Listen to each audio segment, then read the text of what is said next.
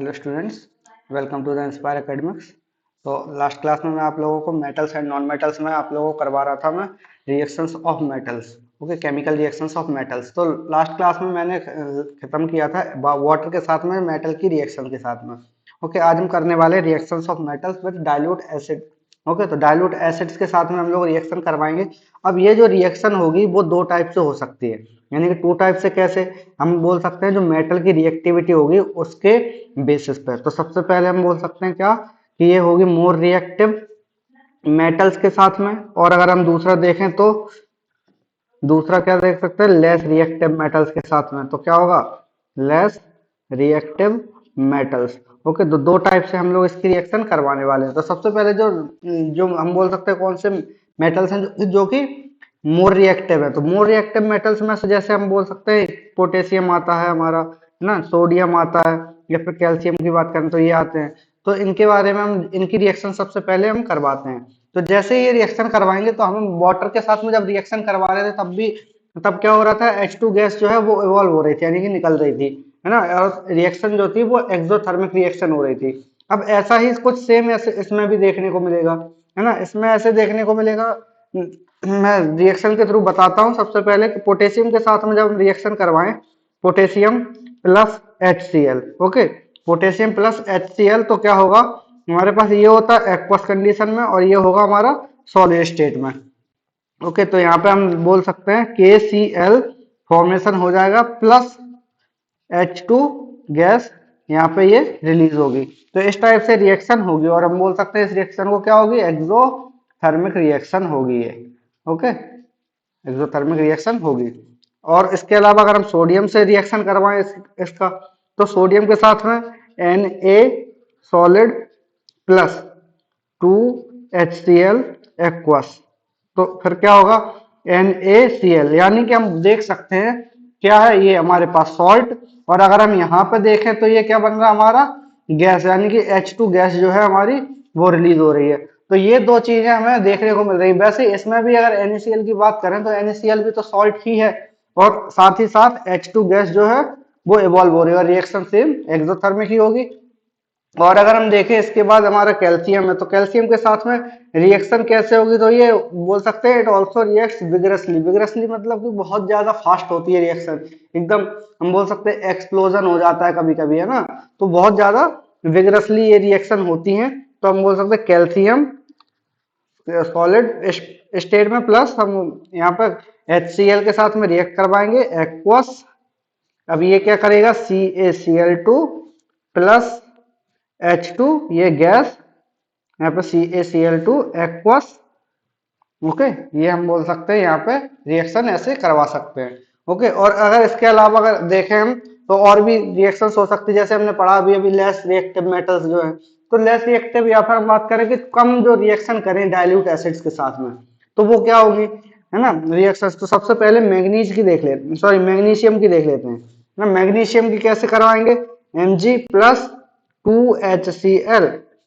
तो हम बोल सकते हैं ये लेस विगरस रिएक्शन होगी, यानी कि ये क्या हो रही थी, हाईली विगरसली रिएक्शन हो रही थी, है ना। हाईली विगरस यानी कि बहुत ज्यादा एकदम आतंकवादी जैसी, है ना, विगरस रिएक्शन।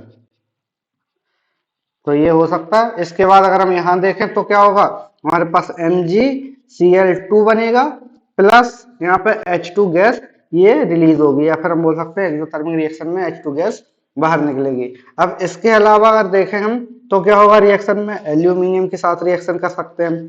एल्यूमिनियम, है ना, एल्यूमिनियम के साथ हम बोल सकते हैं ये बहुत स्लो रिएक्शन होगी, मतलब एल्यूमिनियम के साथ में स्लो रिएक्शन हो रही है। अब देखो इसमें क्या है, ये वाली रिएक्शन लेस विगरस है। Okay, less vigorous reaction. और अगर हम देखें ये ऊपर वाली जितनी भी रिएक्शंस मैंने करवाई सोडियम पोटेशियम और कैल्शियम की, तो ये हाईली विगरस रिएक्शंस थी ना, और ये क्या है, लेस विगरस रिएक्शन है। अब अगर हम एल्यूमिनियम के साथ में रिएक्शन करवाएं तब क्या होगा, हमारे पास एल्यूमिनियम सॉलिड प्लस 6HCl, यानी कि इसमें हमें क्या है, नॉर्मली ये रिएक्शन नहीं करवाना, मतलब नॉर्मली क्या हो रहा है, ये रिएक्शन नहीं दे रहा है। अब हमें क्या करना पड़ रहा है, HCl को अमाउंट को इंक्रीज करना पड़ रहा है, यानी कि एक्सेस में लेना पड़ रहा है HCl, तब वो रिएक्शन हो रही है, यानी कि स्लो रिएक्शन हो रही है। ओके, तो मेटल टू मेटल हम बोल सकते हैं क्या, वेरी हो रही है रिएक्शन। तो यहाँ पे Al और प्लस 6HCl। ओके, 6HCl के साथ में क्या होगा, हमारे पास ये बनाएगा AlCl3 और ये एक्वस कंडीशन में प्लस 3H2 गैस। ओके, तो ये इस टाइप से रिएक्शन होगी, यानी कि इसके लिए हमें क्या करना पड़ेगा, थोड़ा सा HCl का अमाउंट बढ़ाना पड़ेगा, तभी ये रिएक्शन पार्टिसिपेट करेगी या फिर रिएक्शन होगी।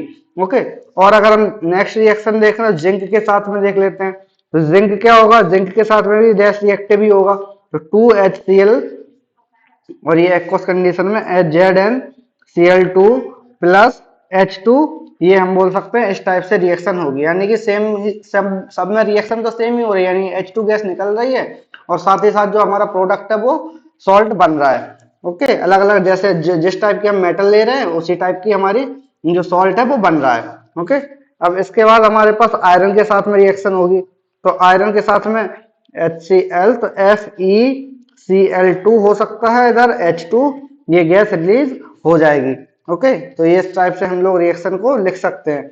अब इसके बाद एक और चीज आती है, जैसे कॉपर की अगर बात करें, है ना, कॉपर Cu होता है ना, Cu, और इसके अलावा अगर हम देखें तो और रिएक्शन जैसे मरकरी यानी कि Hg, और अगर हम देखें तो सिल्वर यानी कि Ag, तो ये जो ये जो होंगे Ag, Hg और Cu यानी कि कॉपर, और ये मरकरी, और ये लास्ट में हमारे पास सिल्वर, तो ये क्या होगा, ये रिएक्शन नहीं करेंगे, यानी कि हम बोलेंगे नो रिएक्शन विद, इसके साथ में नो रिएक्शन विद HCl बोल सकते हैं, या फिर हम जनरली एसिड ही लिख देते हैं यहाँ पे, नो रिएक्शन विद एसिड्स। अब इसके बाद हमने ये तो पढ़ लिया, है ना, अब इसके बाद हम देख सकते हैं कि रिएक्शन का जो ऑर्डर है किसमें कितनी फास्ट होगी। ओके, यानी कि देखो यहाँ पर potassium, sodium, calcium, magnesium, aluminium and Fe यानी कि हम बोल सकते हैं आयरन, कॉपर, कॉपर के बाद Hg एंड लास्ट Ag, इस टाइप से ये रिएक्शन का फॉर्मेशन होने वाला है, या फिर हम बोल सकते हैं जो रिएक्शन है, रेट ऑफ रिएक्शन इस टाइप से होने वाली है। यानी कि हमने क्या लिख दिया, रिएक्टिविटी ऑर्डर, किसके साथ में, reactivity order of metals with, इसके साथ हम बोल सकते हैं विद एसिड्स। ओके, तो एसिड्स के साथ में ये रिएक्टिविटी ऑर्डर हो गया। ओके, अब इसके बाद हमारे पास और एक मेटल्स होती हैं, जैसे गोल्ड और प्लेटिनम, है ना, तो गोल्ड और प्लेटिनम की बात करें, यानी कि Au and Pt। Okay, gold और प्लेटिनम, तो ये क्या होती है, रिएक्शंस काफी ज्यादा स्टेबल होती है नॉर्मली, अगर हम देखें तो Au और Pt ये काफी स्टेबल होती है, बट इनके लिए हमें क्या करना पड़ता है, अगर रिएक्शन हमें करवानी है एसिड के साथ में, ओके, तो इनके लिए हमें बोल सकते हैं दे रिक्वायर्ड या they need strong acid. Okay, यानी कि इसके क्या चाहिए, इन्हें स्ट्रॉन्ग एसिड चाहिए, तभी ये रिएक्शन करेंगे। ओके, जैसे कि अगर हम बोले तो 3HCl प्लस HNO3, ये क्या करेंगे, NaOCl plus 2H2O plus 2Cl, यानी कि हमारे पास ये क्या बन गया, नेसेंट। ओके, नेसेंट यानी कि जो हम बोलते हैं नया नया ताजा ताजा, ये क्लोरीन जो गैस है हमारी यहाँ पे वो बन गई वाटर, ये वाटर हो गया हमारे पास H2O, और अगर हम इसकी बात करें तो नाइट्रोसिल क्लोराइड।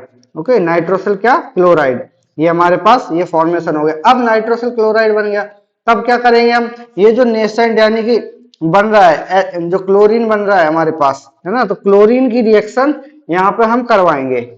ओके, तो क्लोरीन की रिएक्शन करवाएंगे, तब ये क्या होगा, एक पार्ट से, यानी कि ये बना सकता है, यहाँ पे हम सीधा सीधा एक चीज देख सकते हैं, यहाँ पे H2 गैस नहीं निकल रही है ना, जो भी हमारा नेसेंट, यानी कि कोई रिएक्शन हम करवाते हैं ना, तो रिएक्शन में तुरंत कुछ चीज फॉर्म हो जाती है, तो उसी चीज को हम लोग क्या कर लेते हैं, स्टोर कर लेते हैं, और तुरंत के तुरंत दूसरी जगह पे हम यूज करवा दें, यानी कि एक रिएक्शन से Cl निकल रही है और उस रिएक्शन को हमने फॉरवर्ड कर दिया यहाँ पर, तो इस टाइप से ये रिएक्शन हो रही है।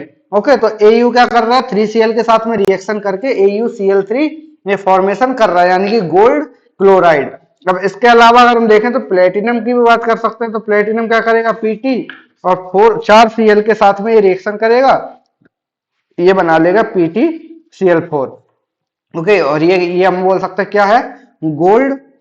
Okay, gold chloride. Okay, gold chloride, और ये हो गया हमारे पास प्लेटिनम क्लोराइड। तो इस टाइप से हम समझ सकते हैं इनके फॉर्मेशन को कि कैसे कौन सी रिएक्शन हो रही है। इसके अलावा अगर हम देखें तो टेम्परेचर के साथ में रिएक्शन क्या होगी, इंक्रीज होगी। रेट ऑफ रिएक्शन हम बोल सकते हैं, जैसे जैसे हम टेम्परेचर इनका इंक्रीज करेंगे तो रेट ऑफ रिएक्शन इंक्रीज होगी। और अगर हम देखें हीटिंग के साथ में एक बार रिएक्शन हम समझ लेते हैं, reaction of metal with hydrogen, यानी कि हाइड्रोजन जो गैस है उसके साथ में हम रिएक्शन करवाएं तब क्या होगा, यहाँ पे देख सकते हैं। तो on heating formation of hydride happens. Okay, तो कैसे होगा, 2Na सॉलिड स्टेट में है सोडियम, प्लस H2 जो गैस है वो हम बोल सकते हैं कैसी स्टेट में है, हाइड्राइड का फॉर्मेशन हो रहा है। तो NaH ये फॉर्मेशन हो रहा है, यानी कि हीट जब हम दे रहे हैं तो हाइड्रोजन की प्रेजेंस में, यानी कि जो हमारे हाइड्रोजन गैसेस में बन रहा था, है ना, मतलब ये जो रिएक्शन हमने ऊपर करवाई उनमें हाइड्रोजन गैस निकल रही थी। तो हाइड्रोजन गैस क्या कर रहा है, फर्दर वो मेटल के साथ में रिएक्शन कर रहा है, और मेटल के साथ रिएक्शन करके ये अपना हाइड्राइड का फॉर्मेशन करवा रहा है, अगर हम इसको हीट दे देंगे तब। ओके, वैसे हम देख सकते हैं कैल्शियम के साथ में अगर रिएक्शन करवाए तो H2 ये गैस, और वहीं से ये हमने हीट दिया, हीट देने के बाद CaH2 ये बन गया हमारे पास हाइड्राइड। क्यों बोल रहे हैं हम, देखो मेटल के पास क्या होता है, ऑलवेज पॉजिटिव, ये पॉजिटिव चार्ज होता है हमेशा। अगर ये आयनिक या फिर कोवैलेंट कोई सा भी बॉन्ड बनाए तो मेटल के पास हम बोल सकते हैं पॉजिटिव चार्ज होता है, और इसके पास नेगेटिव। तो H नेगेटिव को हम क्या बोल रहे हैं, हाइड्राइड। तो इसलिए हमने यहाँ पर बोला है इस वर्ड को हाइड्राइड हैपन्स, यानी कि फॉर्मेशन ऑफ हाइड्राइड यहाँ पर बन रहा है हमारा। ओके, हाइड्राइड का फॉर्मेशन हो रहा है। अब इसके बाद अगर हम देखें तो मेटल की एक रिएक्टिविटी सीरीज आती है ना, तो मेटल की रिएक्टिविटी सीरीज क्या होगी कि डिस्प्लेसमेंट एक रिएक्शन होती है, नाम होता है क्या, डिस्प्लेसमेंट रिएक्शन। तो अब ये क्या होगी, जैसे एक रिएक्शन हो रही है ना, सपोज करो कि ए प्लस बी ये क्या कर रहा है, मतलब यहाँ पे AC है ना, AC को ये B है इधर, है ना, ये हमारा A हो गया पॉजिटिव वाला पार्ट, और अगर हम देखें तो ये C वाला हो गया नेगेटिव पार्ट, और ये हमारे पास नेगेटिवली स्पीसीज, मतलब नेगेटिव चार्ज वाली स्पीसीज। तो ये क्या करे, B वाला ये A को रिप्लेस करवा दे। ओके, सॉरी, B वाला क्या करे, C को रिप्लेस कर दे। तो क्या होगा, हमारे पास डिस्प्लेसमेंट रिएक्शन हो जाएगी इस टाइप से, और प्लस C ये माइनस में ये बाहर बना रहेगा। तो इस टाइप से हम समझ सकते हैं कि डिस्प्लेसमेंट रिएक्शन होती कैसे है। ओके, तो अब हमारे पास क्या है, एग्जाम्पल्स है कुछ, तो एग्जाम्पल से समझ लेते हैं। सबसे पहले तो Zn है, जैसे जिंक हमारे पास प्लस CuSO4, तो यहाँ पर ये क्या बन रहा है, ZnSO4 प्लस Cu। ओके, तो यहाँ पे हम देख सकते हैं सीधी सीधी सी बात है कि जिंक ने क्या किया, कॉपर सल्फेट के साथ में रिएक्शन किया, और कॉपर सल्फेट के साथ में उसका जो सल्फेट था वो उसने अपने आप अपने पास बुला लिया। फिर हम बोल सकते हैं कि जो कॉपर को उसने एक तरह से रिप्लेस कर दिया, यानी कि डिस्प्लेस कर दिया। तो ये हमारे पास हो गई डिस्प्लेसमेंट रिएक्शन। ओके, तो इस टाइप से हम बोल सकते हैं क्या, this reaction show that zinc is more reactive than copper, यानी कि Cu से ज्यादा रिएक्टिव होता है जिंक हमारा। तो यहां से हम ये कंक्लूजन निकाल सकते हैं। अब अगर हम सोचें कि इसी रिएक्शन को उल्टा कर दें, उल्टा मतलब कैसे, कॉपर प्लस ZnSO4, यानी कि इस टाइप से हम लोग सोच रहे हैं कि इधर की साइड चली जाए रिएक्शन, तो क्या होगा, ये रिएक्शन हम बोल सकते हैं नहीं होगी, यानी कि हम यहां लिख सकते हैं नो रिएक्शन। ओके, तो इस टाइप से हम इस रिएक्शन को कर सकते हैं, यानी कि डिस्प्लेसमेंट रिएक्शन ऐसे शो कर सकते हैं हम कि एक मेटल जब दूसरे मेटल को रिप्लेस कर दे, क्यों, क्योंकि रिएक्टिविटी के बेसिस पे। ओके, तो रिएक्टिविटी अगर हम सीरीज की बात करें तो सबसे ज्यादा जो रिएक्टिव होता है, यहाँ पे हम देख लेते हैं, मैं बना के दिखा देता हूं आपको एक बार। रिएक्टिविटी, मेटल की जो रिएक्टिविटी है वो मेटल रिएक्टिविटी सीरीज। ओके, तो मेटल रिएक्टिविटी सीरीज, जिसमें कि हम बोल सकते हैं डिस्प्लेसमेंट रिएक्शन को करवाने के लिए ये बहुत ज्यादा इंपॉर्टेंट होती है। जो ज्यादा रिएक्टिव होगी वही हम बोल सकते हैं क्या होगा, वो दूसरी अदर मेटल्स को रिप्लेस कर सकता है। जो लेस रिएक्टिव होगा वो नहीं कर पाएगा, यानी कि सबसे ऊपर हम बोलेंगे क्या, पोटेशियम है। सेकंड अगर हम देखें तो सोडियम है। थर्ड हमारे पास barium, calcium, magnesium, aluminium, zinc. Okay, zinc के बाद अगर हम देखें तो इधर मैं इस साइड लिख रहा हूं, नीचे की साइड ही होगा ये सब। ओके, मैं एक बार इसको मिटा के नीचे ही लिख देता हूँ। यहाँ पर potassium, sodium, barium, calcium, magnesium, aluminium, zinc, F यानी कि आयरन हमारा, फिर निकल, फिर एस एन यानी टिन, है ना, पीबी लेड हो गया हमारा। तो इसके बाद हाइड्रोजन आ जाता है। हाइड्रोजन के बाद आता है कॉपर। कॉपर के बाद आता है एच जी यानी कि मरकरी। और फिर उसके बाद ए यू यानी कि हम बोल सकते हैं जो गोल्ड है। और फिर उसके बाद प्लेटिनम। ये क्या है हमारे पास, मेटल की रिएक्टिविटी सीरीज है। यानी कि ये अगर हम ऐसे जाएंगे नीचे की साइड तो क्या कर रहा है, ये डिक्रीज हो रहा है, डिक्रीज इन रिएक्टिविटी। ओके, तो इस टाइप से हम बोल सकते हैं कि जो कोई भी मेटल हो, जैसे सपोज करो हमारा आयरन है, तो आयरन को रिप्लेस करने वाली मेटल का हम बोलेंगे जेड, या फिर उससे ऊपर वाले जितनी भी मेटल्स होंगे वो इस आयरन को रिप्लेस कर सकते हैं। और उसके अलावा अगर हम देखें तो और कोई भी मेटल नीचे, जो भी आयरन के नीचे आ रही होगी, वो मेटल को रिप्लेस, मतलब आयरन को हमारे रिप्लेस नहीं कर पाएगा। तो इस टाइप से हम बोल सकते हैं क्या, कि रिप्लेस जो हमारी रिएक्टिविटी सीरीज है वो वर्क करती है। अब इसके बाद क्या है, हमारे पास जो हाइड्रोजन एक एलिमेंट हमारा बीच में दिया हुआ है, तो इसके ऊपर जितनी भी मेटल्स हैं, यानी कि सोडियम, पोटेशियम सोडियम है ना, यहाँ से barium, calcium, magnesium, aluminium, zinc, F E, N I, nickel, है ना, फिर टिन और लेड, ये सारी क्या होंगी, ये बोल सकते हैं हाइड्रोजन से ज्यादा रिएक्टिव होंगी। और अगर नीचे वाली देखें तो ये क्या होंगी, नीचे वाली बोल सकते हैं हाइड्रोजन से लेस रिएक्टिव होंगी, लेस रिएक्टिव देन हाइड्रोजन यानी कि H। ओके, और अगर ऊपर वाली देखें तो मोर रिएक्टिव देन हाइड्रोजन।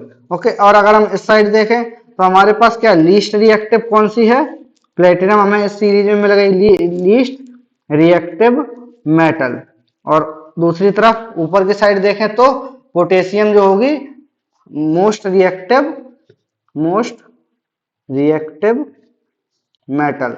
तो इस टाइप से हमारे पास रिएक्शन हो गई है, जो यानी कि मोस्ट रिएक्टिव मेटल्स भी मिल गई हमें, लीस्ट रिएक्टिव मेटल्स भी मिल गई फॉर डिस्प्लेसमेंट रिएक्शन के लिए। ओके, अब एक क्वेश्चन आता है कि why some metals are more reactive while others are less reactive, है ना। तो ये क्वेश्चन आता है हमारे पास। तो क्वेश्चन का आंसर ये है कि metals are elements which can lose electrons and form positive ions.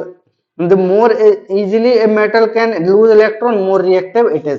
यानी कि हम बोल सकते हैं जो रिएक्टिविटी सीरीज है किस, मतलब कि कौन से बेसिस पे वर्क करेगी, कि कोई मेटल है वो कितने जल्दी अपने इलेक्ट्रॉन को लूज कर पा रहा है, मतलब इजीली कितना जल्दी इलेक्ट्रॉन्स को दे पा रहा है, तो उसे हम क्या क्या बोल सकते हैं कि वो ज्यादा रिएक्टिव होगी। यानी कि अगर धीरे धीरे किसी ने लूज किया, मतलब बोल सकते हैं स्लोली उसकी प्रोसेस हो रही है। सपोज करो कि हमारे पास एक मैग्नीशियम है ना, तो मैग्नीशियम ने अपना पहला इलेक्ट्रॉन निकाल दिया, ठीक है, फिर उसके बाद दूसरा इलेक्ट्रॉन निकाल दिया।